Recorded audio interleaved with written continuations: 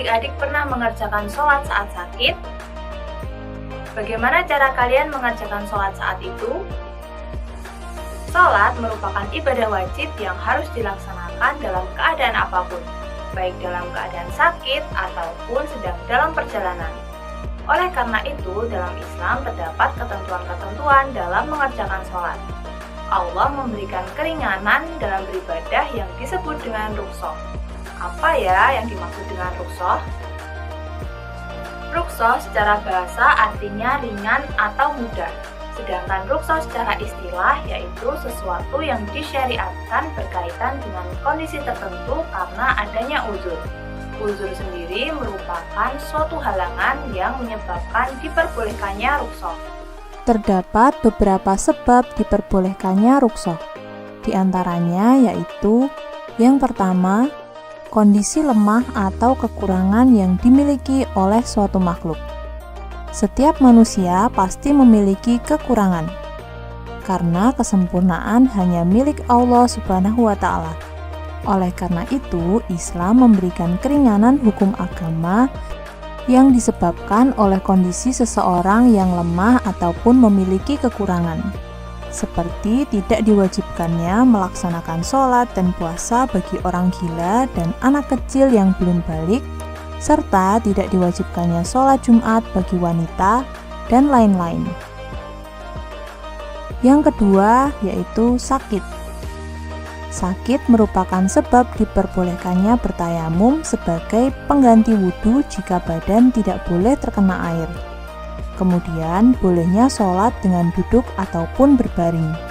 Dan diperbolehkannya tidak berpuasa ketika Ramadan, tetapi harus diganti di hari lain. Sebab yang ketiga yaitu safar atau bepergian. Seseorang yang bepergian atau seorang musafir diperbolehkan untuk menjamak dan mengqashar sholat, serta tidak berpuasa ketika Ramadan ketika tengah menempuh perjalanan yang jauh. Sebab yang keempat yaitu lupa. Bagi umat muslim yang melakukan kesalahan atau melanggar hukum Islam karena lupa, maka dosanya akan digugurkan. Misalnya, seseorang yang lupa dan tidak sengaja makan ketika sedang berpuasa, atau seseorang yang lupa tasyahud awal ketika sholat, ibadahnya akan tetap sah. Apabila hal tersebut dilakukan dengan sengaja, tentu ibadah puasa dan sholatnya akan batal. Sebab yang kelima yaitu bodoh atau tidak tahu. Kondisi tidak tahu atau bodoh selama itu terjadi bukan karena keteledoran atau tidak mau belajar, bisa menjadi sebab gugurnya dosa dan hukuman di akhirat. Misalnya, ada seseorang yang tidak sengaja berbicara ketika sholat. Ia tidak tahu karena ia baru masuk Islam, maka tidak batal sholatnya dengan syarat pembicaraan yang ia ucapkan hanya sedikit. Sebab yang keenam yaitu terpaksa.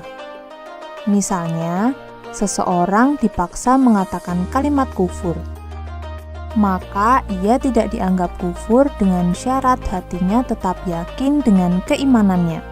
Namun, kondisi terpaksa ini tidak berlaku dalam perbuatan zina dan pembunuhan. Sebab yang ketujuh yaitu kondisi yang sulit untuk dihindari. Keadaan yang tidak diinginkan dan sulit untuk dihindari karena hampir terjadi di mana-mana bisa menjadi alasan untuk dimaafkan atau ditoleransi. Misalnya, seseorang yang mengalami salisul baul atau beser yang selalu keluar air kencing, diperbolehkan mengerjakan sholat sekalipun keluar tetesan air kencing ketika sholat.